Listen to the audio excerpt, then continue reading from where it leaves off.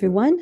Welcome to Empowering Exceptional Minds, the podcast diving into neurodiversity through real conversations with parents, individuals, and professionals on challenges, strengths, and unique experiences.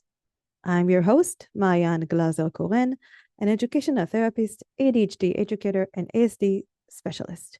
At Educational Therapy LLC, my private practice, we support kids and adults with executive function and learning differences toward confidence and independence.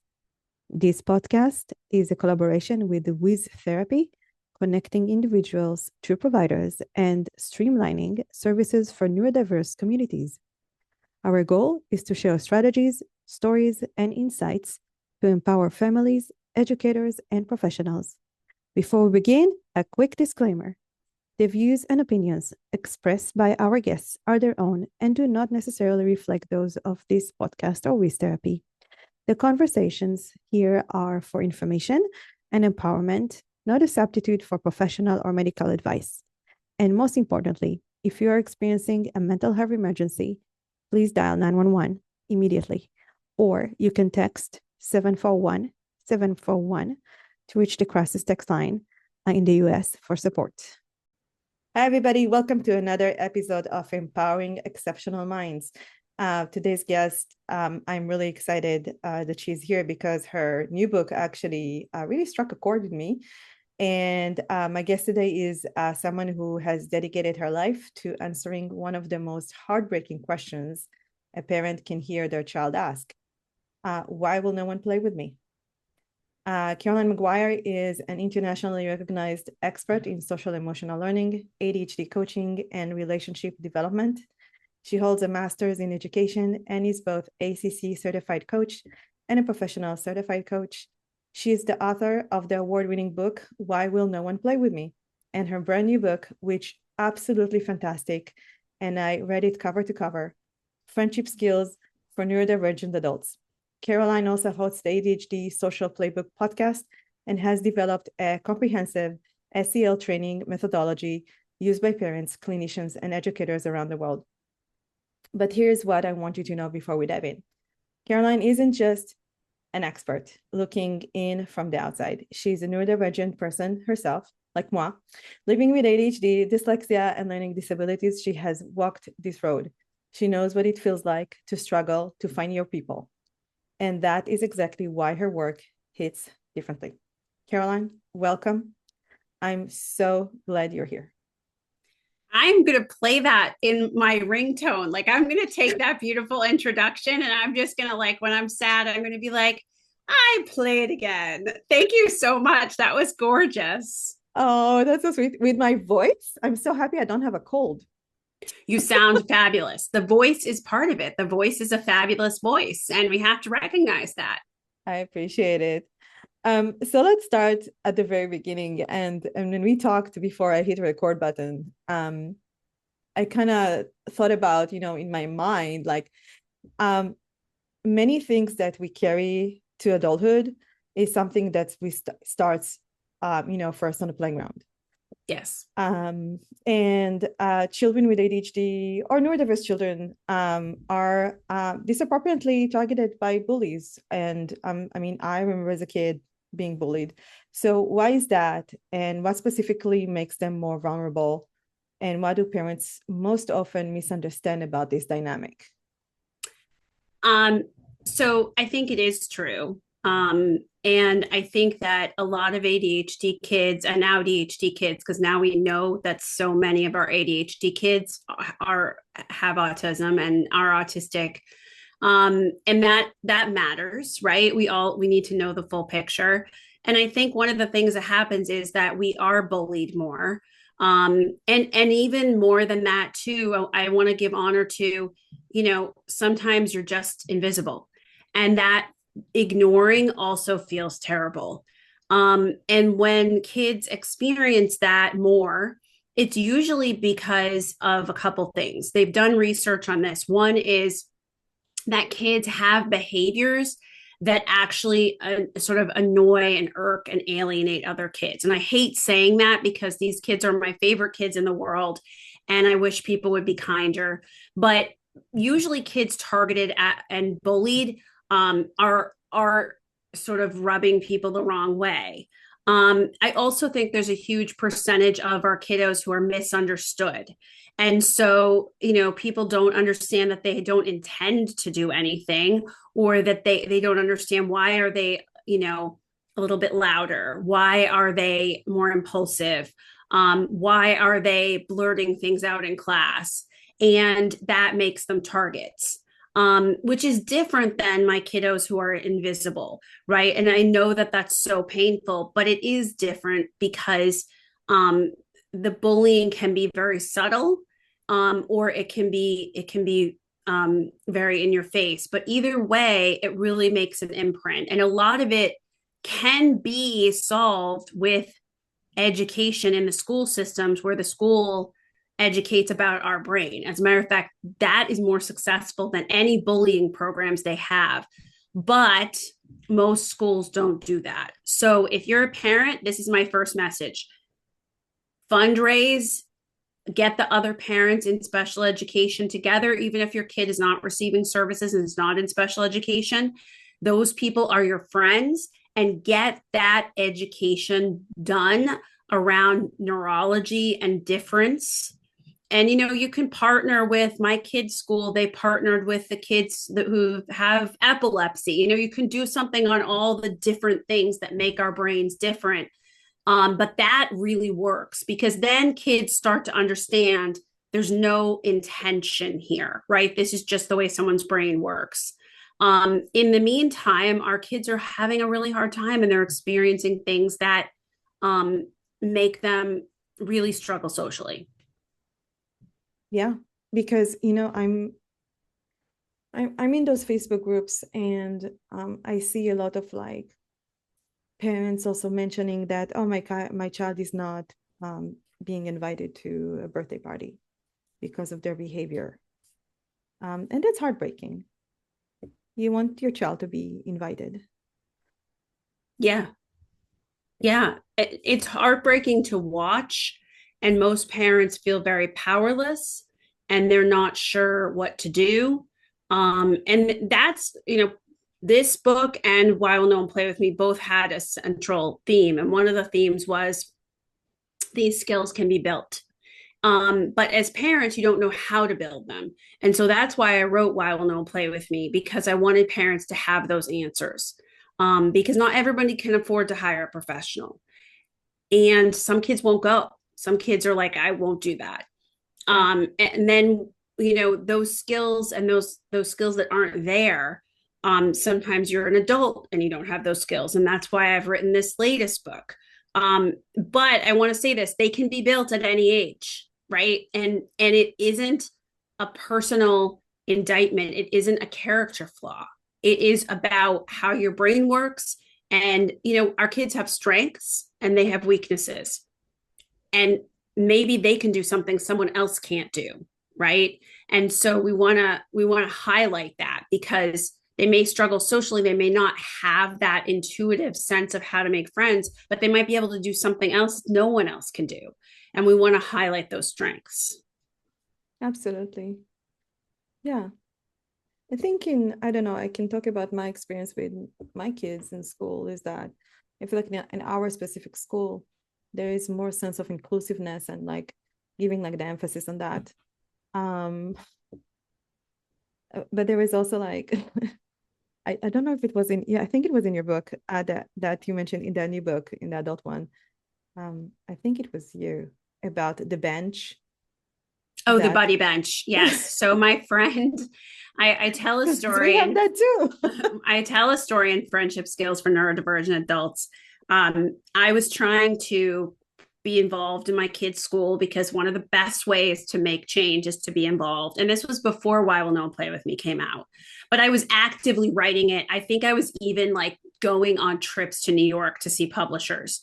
And there were all these folks who wanted to make a buddy bench, which, if you don't know, and I'm not even going to pretend I think it's asinine, is a brightly colored bench where kids who are not picked can sit and wait for someone to pick them, thus making them a target to the kids, knowing that they're left out. And also, the kids don't want to sit on that bench. And Mm-mm. so we were voting as a parent teacher group. And I said, this is a preposterous idea. And just that week, I had been to New York selling Why Will No One Play With Me. And I had met with 13 different publishers. And one of the questions that came up in every meeting was the publishers, their moms, their dads, they were like, what's up with this buddy bench? Why would anyone think that was a good idea? And so I was like, oh my Lord. And my friend Liz, who I write about in the book, who passed away from cancer, and I write about her as not a bosom friend, but you have different friends for different seasons and different reasons. She was a former teacher, and she was like, why would we vote for this? And we were the only two people in the room who met eyes and said, this isn't great. And it just also shows the connection you can have with someone, that you look across a room and someone looks at you and you both don't even have to exchange words to say, this is a terrible idea. So yes, the buddy bench. Oh my goodness. Oh, well, it still exists. I know it still exists. I know it still exists because people who've never been left out in their entire lives think certain things are a good idea and don't listen to those of us who actually were picked on. So yes. Oh gosh, yes. Um, so how do you teach a child to stand up for themselves without escalating a situation, especially if a child is already struggle with impulse control, like, with emotional dysregulation, if they have something with a friend? When they have something with a friend, one of the things that I think we can teach them is it's okay to say, I can't talk about this right now. I need to take a breath. And some of how we teach that is by rehearsing it and co-regulating at home and among siblings, is to sort of say, you didn't actually have to have that conversation with your sister, or we don't have to talk about this now. Let's take a breath and let's come back, and to explain to them. I always describe it as an elevator. Your elevator goes up until you explode, right? Or I use the analogy of an explosion, like a volcano. And then to have that become a habit. And I like to talk about friendship in general. So one of the things I tell parents is talk about friendship, talk about your own things in an age appropriate way. Today, someone said something to me, and I knew that if I said something back, I was going to say the wrong thing. So I took a breath and I didn't respond at the time, and I thought about it, and then I came back after. Like, the more we talk about that stuff and we model it and we make it part of the family life, and we teach self-regulation, the more that when they have that moment with a friend, they'll be able to call upon that skill. And I would talk to them about, if someone says something to you, you don't have to respond right away. You can even say, I'm really upset, but I don't want to talk right now. You can go get a teacher.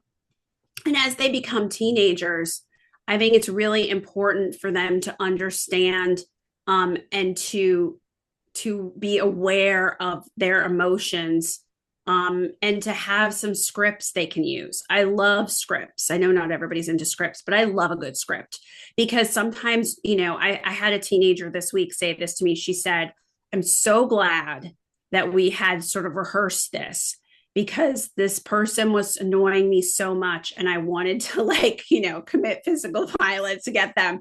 But I remembered our script and I was just like, I can't do this right now. And I was like, yay, that was so good. Because sometimes you just can't, in the moment, you just can't say anything or you will explode.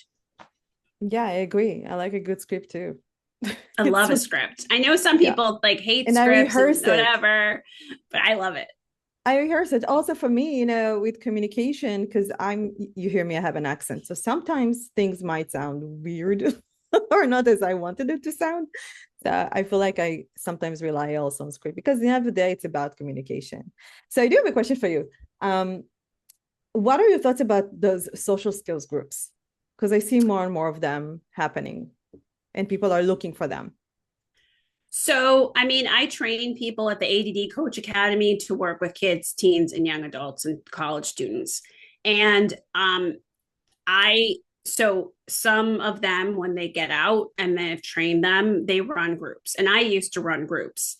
But I also used to work one-on-one with kids because most of the kids I worked with over the past 21 years do not want to be part of a group.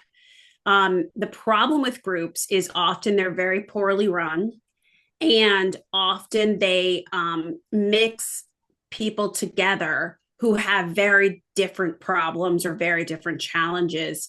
And one of the things that makes a good group, I mean, I learned this in graduate school. This is literally why I went to graduate school, is, that you have compatibility, you have some social models in the group, people who can teach certain things. Doesn't mean they don't have challenges, but that they can model, for instance, maybe they struggle making conversation, but they can model self-regulation.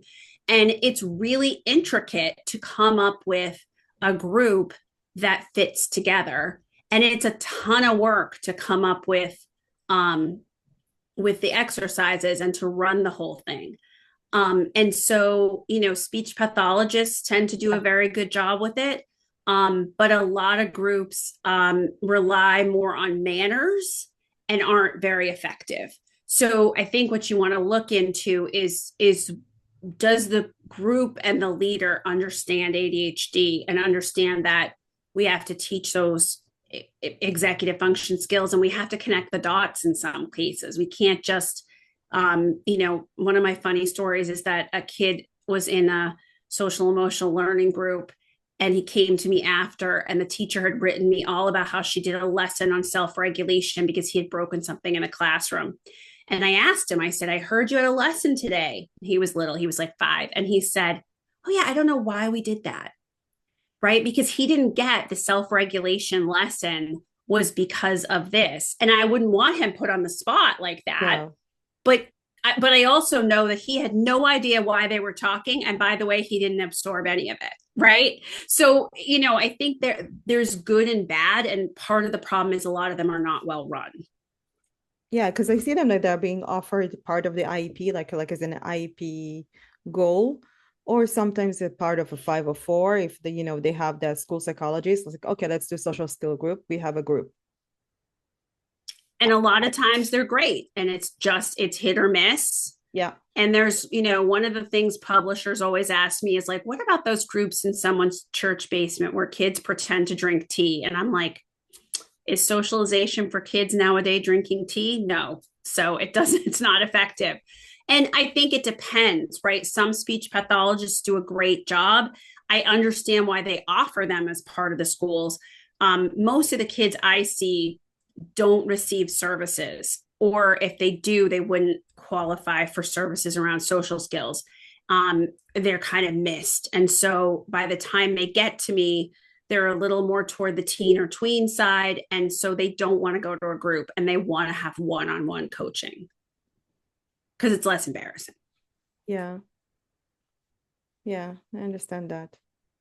So in this podcast, I do talk a lot about rejection sensitivity dysphoria, and and I just talked about something before I logged to the meeting about that too, about a client that I think does struggle with rejection. And so why it is so consistently mistaken for overreacting or drama or a mood disorder by parents, by the teachers, even clinicians, right? That we talk with these kids. Adults. I think there is an emerging awareness, but previously not an awareness. Right. That emotions are part of ADHD.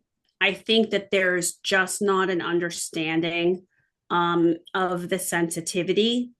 I think that most clinicians, teachers, etc., don't understand that,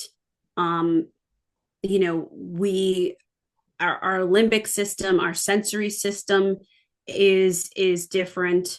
I think this is really emerging in the data, and I'm thrilled because I've always been saying this and I love being right. A lot of our folks are ADHD, and so they have autism and ADHD, and therefore the way they process information and sensory information is different. I think people just don't know. I think people just don't know because maybe they don't have it, so they don't understand what it's like. That might be part of it. But I think there's a lot of this has to do with it seems like an overreaction and not understanding the emotional pain that the person's experiencing and thinking that the person can regulate that by just trying when it's not that simple. I think there's just misunderstanding. Yeah, absolutely. It's interesting what you said because I just spoke with a psychiatrist yesterday and about something completely different. And we talked about somatization and how sensory integration and all of these things, also affect the way that we make friendships, when we make relationships, and and that's for everybody. I mean, we are sensory beings, and the psychiatrist he was like looking at me and he's like, I hear what you, he's like telling me, I hear what you say. We don't get a lot of like training with that, and like something in the lines of that, not word to word, but and these are people who work with kids. These are people who, so there is a lack of training, I guess, also an awareness of where it comes to how it looks like. So I agree with you. And I'll just say I have a few psychiatrists who I know very well, and they refer to me all the time, and we're in in each other's Yeah. lives as a result. And they all have done way more additional training on ADHD and have sought out information or have a kid or have a relative or they themselves have it. And so I think part of it is a lot of psychiatrists don't understand it. But the ones who we want to work with are the ones who have that extra training in ADHD and who understand that, right? I think there's just a lack of understanding in many cases. And maybe, I don't know, I'm not typical, but maybe it's hard to understand like why we are the way we are. I don't know, right? Like I don't maybe know it's either. not intuitive. I don't know, but I do know that too often, especially for those of us who are north of 30, we were told to just like buck up, don't take things personally, Yep. get it together. Yep. And the problem with that too is it affects our friendships and our relationships so much. And the more we understand our brain, the more we understand our life, the more we can use that. And that's really one of the big themes of friendship skills for neurodivergent adults is that when you understand your brain, then you can approach things with that knowledge in mind, and you can change the way you friend, and accept that we friend differently. We do friend differently. Typical people don't forget that someone exists and they fall off the map and they forget for a month to write back to them. They don't, right? Maybe a little bit, but not the same. So it is different. It's different the way we friend and the way we process information. And I think the past cajoling didn't work. We need a different strategy. I'm quiet because like I feel like you're describing so much in my life. And okay, so this is the part of the conversation that I think like it's really going to maybe hit hardest for a lot of people listening to this, because many of our adult listeners are going to recognize themselves in what you describe. Like I told you, I recognize a lot of parts from your book in myself. So what is it like when an adult still operating from that? You just talked about something very similar, from this like social survival strategies they built as a wounded 10 years old or a middle schooler, when it's a lot about peers, and this is where we see also a lot of like bullying coming up. And how do we recognize that pattern in ourselves? So this is coming from my childhood. Is it something can do? Oh my gosh, I feel like awareness is always like important.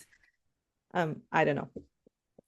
I think it's really important. And I say this from a place of being that 10-year-old, and that's what I talk about in the book, is that, 10 or 14-year-old Caroline, when she's driving things, she's not a reliable narrator, right? And I think, I have exercises in the book to look at that 10-year-old self, look at that 14-year-old self, and, write a letter to them and recognize their perspective and recognize where you have wounds and where things affect you that maybe don't affect anything else. I talk about mindsets in the book. And one of the mindsets I totally resemble is called fortressing. And what it means is that basically there's no like three strikes with Caroline. Like you get one strike and then you're out. And, I have a fortress and I let down my drawbridge. When 14-year-old Caroline is in charge, she lets down the drawbridge. And then if you mess up, she pulls that drawbridge right back up, right? Well, she can't really be in charge because people mess up and people make mistakes and people say the wrong thing. So I have to be aware of my trauma points. And it really is trauma. And a huge piece of, and I'm going to say this, it's controversial, but a huge piece of the rejection sensitivity is also trauma. And I've had a lot of trauma therapy. And I got to say, I know therapy is hard to get. I know it's hard to find the right people, but it's the best thing I've ever done, because 14-year-old Caroline, she would just have her drawbridge up all the time. She wouldn't give anybody any chances. And she would take everything as, a personal affront, right? And when by doing that trauma therapy, I feel like I've allowed myself to heal and things just don't feel quite as sensitive. And I'm more aware of things, right? So I'm more aware that when you do certain things, it pushes a button from the past. And then it's that button that's being pushed. It's not necessarily you, right? And I challenge those stories, right? The story you make up in your head where you've decided that this person is like deliberately out to hurt you. And I think that's a big part of it. We have to challenge that story, because that 10 or 14-year-old person, they are just self-protective. They're trying to make sure they're okay. But that affects our relationships, right? Because that other person they weren't your bully, right? They didn't actually wound you. Yeah, it's true. So it's really interesting what you're talking about trauma, because it's so important. And to do this kind of work with a trauma therapist, that can really help to dissolve those challenges, and that it's like you said, it's like building those walls around you to protect yourself, because that's your mechanism. You'll go and protect yourself so you won't get hurt. Yeah. Another thing too that I think people will identify with, I talk about the mindset of anxious overcorrection. I love So that this is where, something happens and maybe nobody even says like, gee, Caroline, that was a big deal. Maybe you decide it was a big deal and you want to explain your behavior. And so you send, 29 texts to the person after the event and explain what you meant and what you said and what you did and why you were late and everything. And the problem with anxious overcorrection is then the person may not have thought anything about what you said or did, but now they're like, that was kind of creepy. And, I definitely in my 20s and early and teens was an anxious overcorrector. I like definitely did that. So I've been there. It is also stimulation, right? The rumination about that event becomes your fixation. And it gives you stimulation, right? Your brain is under aroused. We're seeking stimulation at all times. There's stimulation. This thing is a stimulation. And that is also a trauma response. So, I think there's a lot more trauma for a lot of us around some of this social stuff. I totally think it's like nothing to be ashamed of, but I think we have to be aware of the role that plays, because we can, hopefully get help for it. I know it's really hard to access the healthcare system. I'm not delusional. I want people to get help, but I know it's hard. But I also think that affects our relationships, because everything feels like a really big deal, right? So something that comes up that maybe if you didn't have that background wouldn't feel like a big deal, but then you have that background, and so it becomes a huge post-event rumination, and it makes it really painful. Yeah, because you're repeating the trauma if you don't have, the tools to work with it. Yeah.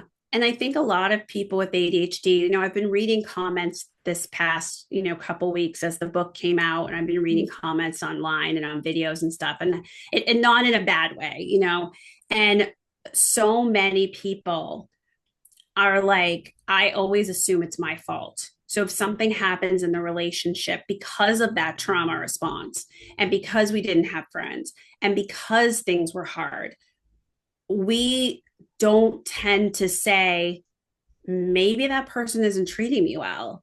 Maybe that person, it was their fault. We tend to say it must be my fault. And that gets very tiring. And then a lot of times people say, I'm just done with trying to make friends. Like, this is too hard. And so that's why this whole book is about how to do this differently, but also knowing that we're coming from the place we're coming from.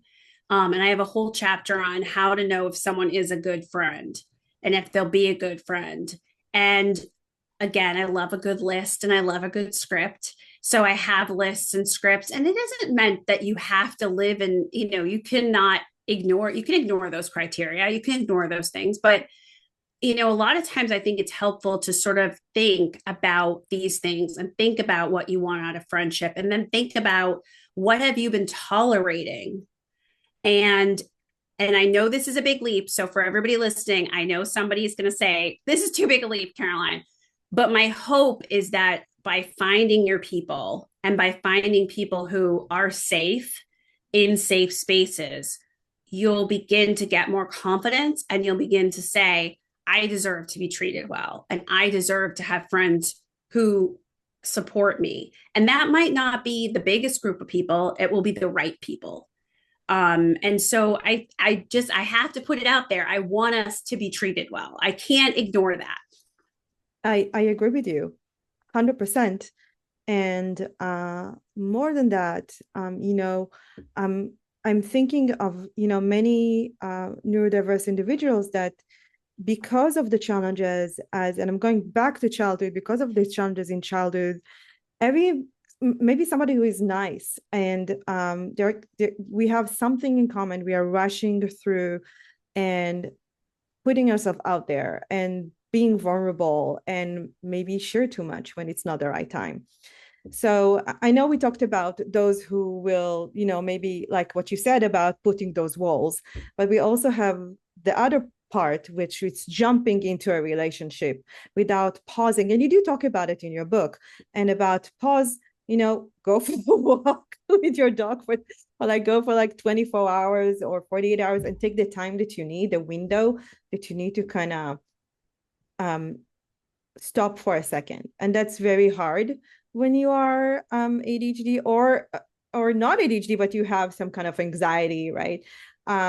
Because you want to be liked, you want to have friends. So that little child is still there. They want to be invited and to be included in different things. I also, one of the things that really resonated with me, I'm getting excited about your book here, is because I really enjoyed the part when you said there are different friends for different we friends differently in different scenarios. And please correct me if I'm wrong, because I'm not word by word, but you said there is a workplace and there is this and there is that. And also there's the idea of like, how much do you share, how much you are vulnerable in those places, right? In the workplace. Because in your book, you do mention like those, times that you stand near the coffee area, right? And you have conversation. And some of this friendship, that you have at work, they're not going to continue after you're done with this job or you moved, right? Can you talk a little bit more about that? About how we friends differently? Yes. So I think there's something to just start with, which is that the thing you were describing earlier is the impulsive friendship cycle. And I have a lot about that. And that's that we see someone it's almost like falling in love. We like them and we zing and we click with them.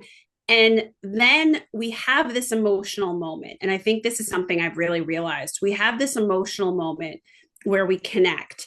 And because we don't connect with everyone, or because we're looking so much for friendship, we mistake that emotional moment for we are now friends. And I get the emotional moment. The emotional moment is a signal that you do click with someone.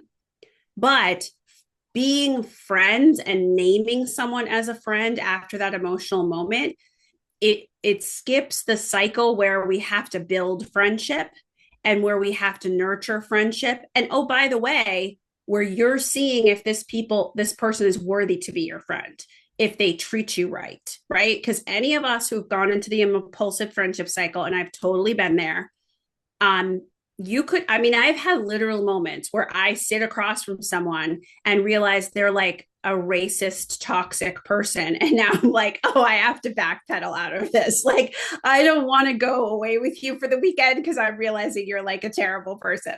So I think, we want to pay attention to the fact that often we give someone the name of friend before they are a friend, when they are really an acquaintance, or they're barely someone we know. And I get why that happens. It's because we're so excited. And so one of the things I talk about is that there's different levels of friendship and there's different purposes to friendship. I think we want close friends. Like, that's what we really like, because we don't love small talk and we don't love waiting. And so I know there's people who are rolling their eyes. They're listening to this and they're like, oh my God, she wants us to build friendships. Ugh, how long does that take?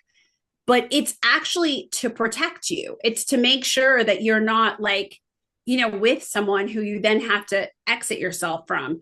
And it's also so you can get to know someone, because the chance of the friendship lasting is more if you get to know them.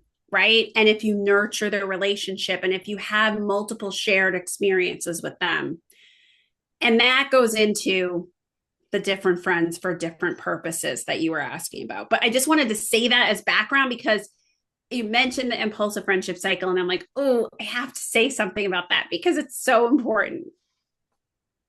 I'm just enjoying listening to you. It's just like I feel like it's like putting people in like a little categories. And to protect myself, right? Well, and it's also just that the other person, and not just typical people. Okay. So I recently gave a speech at a conference, and someone came up to me after, and they were neurodivergent, and they said they had met someone who was neurodivergent and they really liked them, but that the person was skipping those friendship levels. And I had explained in my speech the friendship levels, and they were leaning on them very heavily. And they were expecting them to, the person traveled for their job. They're expecting me to always answer DMs and always answer texts and be around when I can't always be around. And they're expecting things of me that you would of a really close friend. And I don't want to hurt them. And I don't want to be the person people have been to me, but it's too much too fast. And so I'm saying this also because if we are too much too fast, then we're depriving ourselves of interviewing the person, seeing if they're a good fit and if they'll be a good friend. We might lose the relationship, and then we don't really nurture it and have that solid foundation. So it's actually, it's protection. It's you get to do this, and it also helps build the relationship stronger. But I mean, I've been there. I've been the impulsive friendship cycle. Like, I was that in my 20s. That was like my MO. Yeah. So I get it. I get it. I get it. And I think it's that emotional moment. We love that emotional moment where you connect with someone. And I blame Hollywood too. I think they make us think that everything is going to be this rom-com, and that we're going to meet and click and run through the daisies together. Or, we're going to build cars together. Or we're going to, Gonna be Monica and Rachel. We're gonna be Monica and Rachel living together, and it's not so. it's not so fast as that. No, and it takes time. And it takes time. And I feel like the ones that are really, really close to us as friends, they are the ones who I feel like they're the ones who will be with you no matter what and will accept you the way that you are without judgment and will correct you when you're wrong gently, right? They will not like judge you. Um, yeah. And they have to, here's the key thing. We often take certain things as a rejection, right? So I have a lot in the book about how to go out and join activities that are high interest and how to meet your people. And the bummer, it's really is a bummer, is you might meet someone and they like you, but they're not interested in making more friends right now. They have a sick mother. They are in the middle. I remember when I had a job where we were in the middle of a merger. I didn't even remember that year. Like it was like such a hard year. Um, and so it's not necessarily rejection if they don't have time or they don't want to move forward. And so, people have to want to be making more friends. And most people do, but there are people that you're going to meet. And that's why I always say, like, have multiple irons in the fire. So if you're trying to make friends, and everybody rejects this advice, by the way, no one likes it. And people DM me about it. And I'm like, I'm sorry, but it's the truth. Is don't just join one activity, join a couple so that if something doesn't work out, it's not about you, right? Like I'm on a podcast today. I'm doing this, I'm doing that. I'm not, if I met someone and they were great, I might not cultivate them as a friend just because I'm so busy right now. Mm-hmm. It wouldn't be them, right? It would be what's going on. So, but it's very hard because that pushes that rejection sensitivity button. And it's disappointing, right? You like someone and you want it to move forward. And sometimes it will move forward. It just takes time. And it's okay. It's interesting because the conversation I had today, it was about this, young adult who is in college. And one of the things is that when they try to ask the group of people in the classroom, do you want to hang? They said, we are not hanging after class. And for them, it felt like a rejection. And I understand where it's coming from. And I was kind of helping them to break it down. I was like, they might be really busy with schoolwork. It doesn't mean this is about you. I mean, this is a very intensive, being in colleges can be very intensive. Depends what you're taking. So, and that's very kind of hard to do the shift without somebody who will mirror this for you and help you to break it down. Yeah, it is. And I also tell college students all the time that I have a lot of college clients, and this book has a lot for that age group, which is that if you find that people in classes are not getting together, what activity that meets your interest, we have interest is our fuel. What activity, what club, what thing can you join where people have similar interests, and then you can continually have shared experiences with them? You have a common language, right? If you do certain things together, you have a common language, you have common interests. I mean, look at you and I. You don't know me, but we have instant discussions because we both work in this space and we both know mutual people and we have a common language and we have stuff we can talk about, right? So that's one of the ways to make it less awkward, right? Because then you're not making awkward small talk about nothing. You're like talking about, your love of theater, or you're talking about, I had a client who made a really good friend. They were both really into bird watching. Doesn't interest me, but if you're in that community, it's a huge thing. One of my uncles does rails to trails, like trails that they make into bike paths and stuff. Yeah, and he writes books about it, and he sells real estate on it, and he has this whole vast community around rails to trails. That's a whole language, it's a whole thing.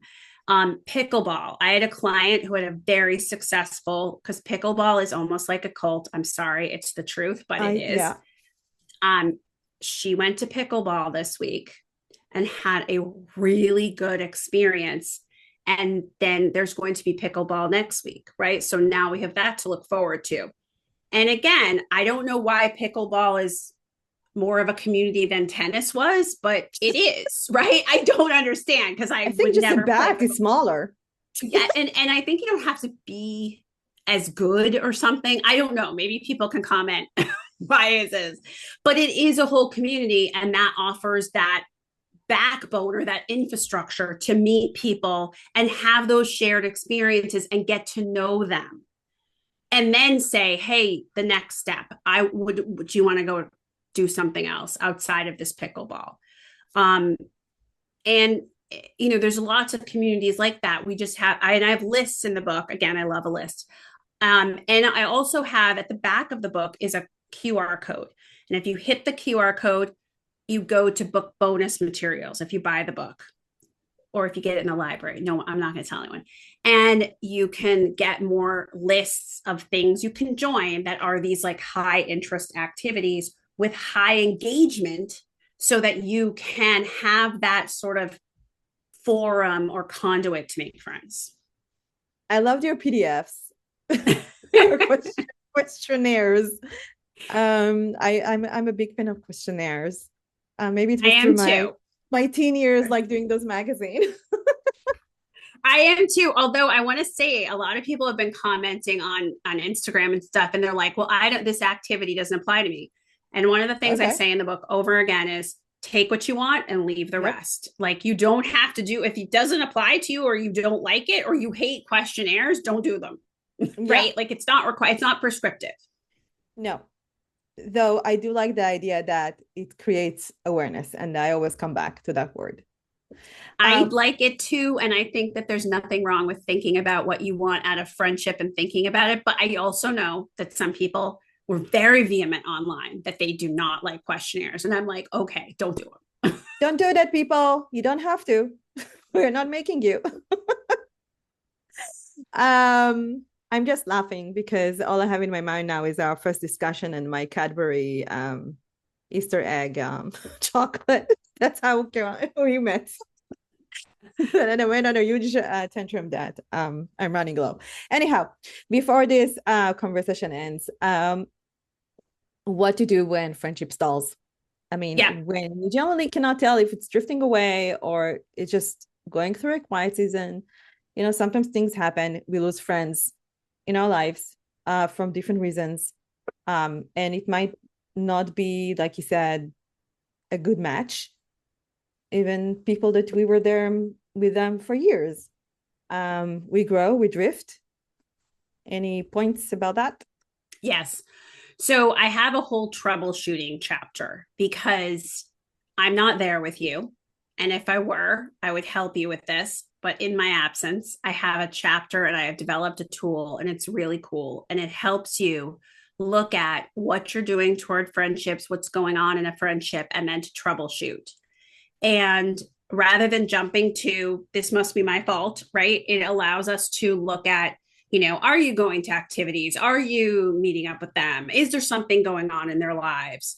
So that's one. And then two, what I do find in the research and in people's anecdotal sayings is that people are living different lives than our parents and our grandparents.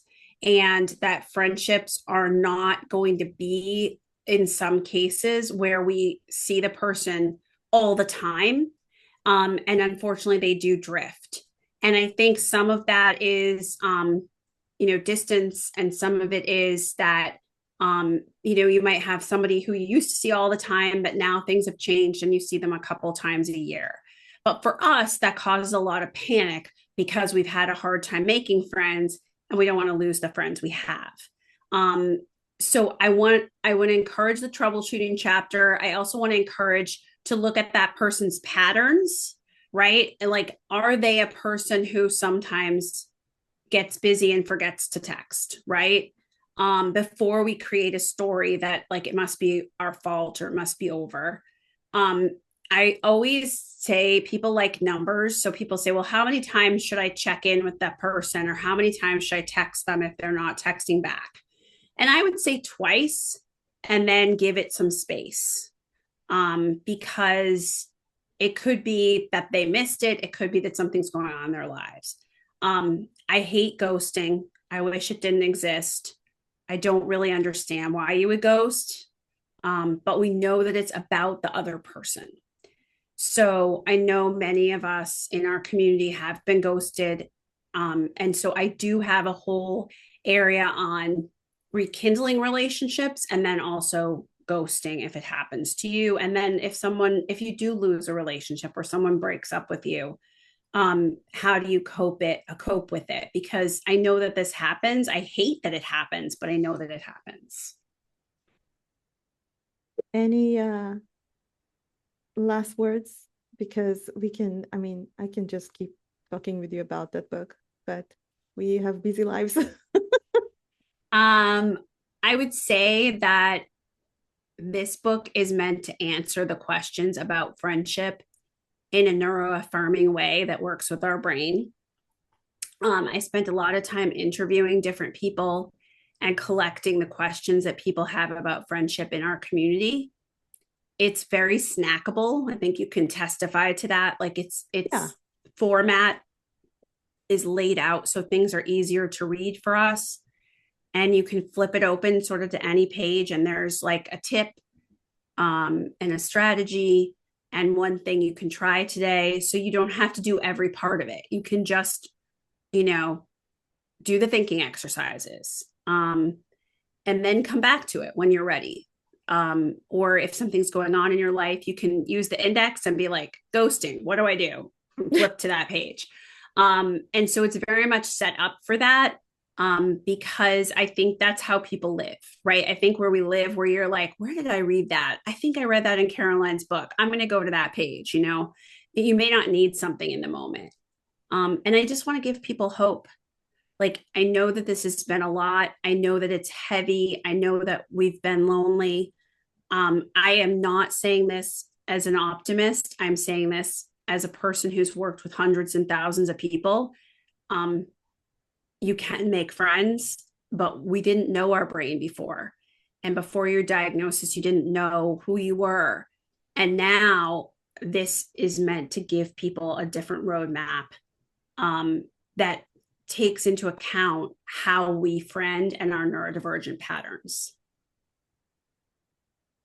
Caroline Maguire, thank you so much for being here today.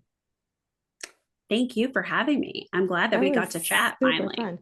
Yo, peeps, the link to Caroline's book is in the description of the podcast.